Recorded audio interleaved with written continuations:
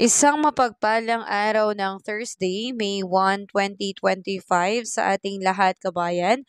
Narito na po ang pinaka-latest update natin sa ating panahon. Pero bago ang lahat, pasuyo po ng iyong like and subscribe at pahit na rin po ng notification bell. Kabayan, kamakailan lamang ay meron po tayong binabantayan na isang low pressure area pero ito po ay tuluyan na pong nalusaw kahapon lamang.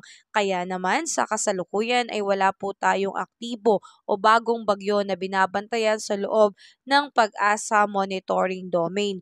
Ngunit para sa unang linggo, week 1, April 30 to May 6, 2025 po yan, ang forecast period ay inaasahan na meron pong dalawang tropical cyclone po na mabubuo sa loob po ng Pag-asa Monitoring Domain. Ito pong unang tropical cyclone na ito ay inaasahang mabubuo sa may bahaging timog silangan ng Philippine Area of Responsibility at kikilos patungo sa silangang bahagi ng Mindanao, Visayas at Southern Luzon. Sa kasalukuyan, itong tropical cyclone na ito ay may katamtaman hanggang sa mababang tsansa po na mabuo bilang isang bagyo. Samantalang ito naman pong ikalawang tropical cyclone ay inaasahan na mabubuo sa may timog silang bahagi naman po at papasok po sa PAR na may katamtaman hanggang sa mababang tsansa na mabuo bilang isang bagyo. At para naman sa ikalawang linggo, May 7 to May 13 ng forecast period, inaasahan itong pangalawang tropical cyclone ay mananatiling may katamtaman hanggang sa mababang tsansa na maging isang ganap na bagyo at inaasahan na ito po ay magre-recurve pahilagang silangan hanggang makarating sa East Philippine Sea. Dahil dito, nakataas pa rin po ang tropical cyclone threat potential sa loob ng forecast period. So malinaw po kabayan, sa week natin, week 1, April 30 to May 6, may dalawang tropical cyclone po tayo na inaasahan na mabubuo. Ang isa ay nasa loob ng PAR at ang isa naman po ay nasa labas.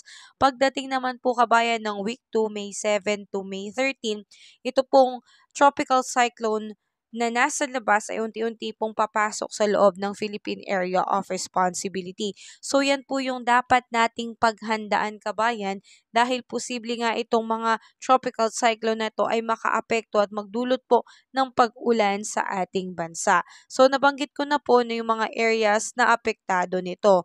Sa ngayon, ngayong araw na ito, inaasahan natin na patuloy pa rin po ang epekto ng Intertropical Convergence Zone o ITCZ sa may area ng Mindanao at Palawan. Kaya asahan po dyan ang maulap na kalangitan na meron pong kasamang mga kalat-kalat na pag-ulan and kulog at kidlat.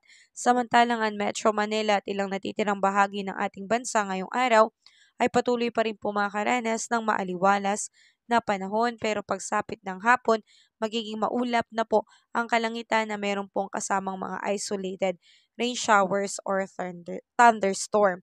Pagdating naman kabayan sa ating air temperature ngayong araw na ito, patuloy nating asahan dito sa Lawag ay aabot po ng 34 degrees Celsius, sa may Baguio ay 26 degrees Celsius, Metro Manila 36 degrees Celsius, Tagaytay 33 degrees Celsius, Tugigaraw 37 degrees Celsius at sa Legazpi ay 32 degrees Celsius. Sa may Calan Islands at Puerto Princesa, aabot po ng 31 to 32 degrees Celsius, Iloilo 34 degrees Celsius, Tacloban, Cebu 33 degrees Celsius, Cagayan de Oro, Davao 31 to 32 degrees Celsius at sa may Zamboanga po ay 32 degrees Celsius. So yan po yung inaasahan nating air temperature ngayong araw ng Thursday. Wala naman din po tayong nakataas na anumang gale warning signals sa ating mga baybayin kaya malaya po makakapalaot ang ating mga kapatid na mangingisda. Ganun pa man, patuloy pa rin po tayong mag-ingat kabayan. Muli, patuloy po tayong maghanda kabayan dahil hindi po biro na meron pong dalawang potensyal na tropical cyclone na mabubuo ngayong week na ito at sa mga susunod pa na araw ay posible pong makaapekto lalo na po sa area po ng Mindanao, Visayas at Southern Luzon. So yan po yung ating paghandaan kabayan. Although medyo nakakatakot pero sabayan na lang po natin kabayan ng panalangin na sana na itong tropical cyclone ay hindi naman po mabuo bilang isang bagyo. O kung maging bagyo man, sana hindi po ito maglandfall at magkaroon ng malaking epekto sa ating bansa. So tayo po ay patuloy na mag-ingat at maging updated sa ating ulat panahon patuloy ko po kayong i-update. Diyan na muna kabayan ang aking update sa iyo. Salamat, ingat at patuloy pa rin po akong nakikiusap ng iyong pag-like and subscribe. Salamat, ingat, God bless po kabayan.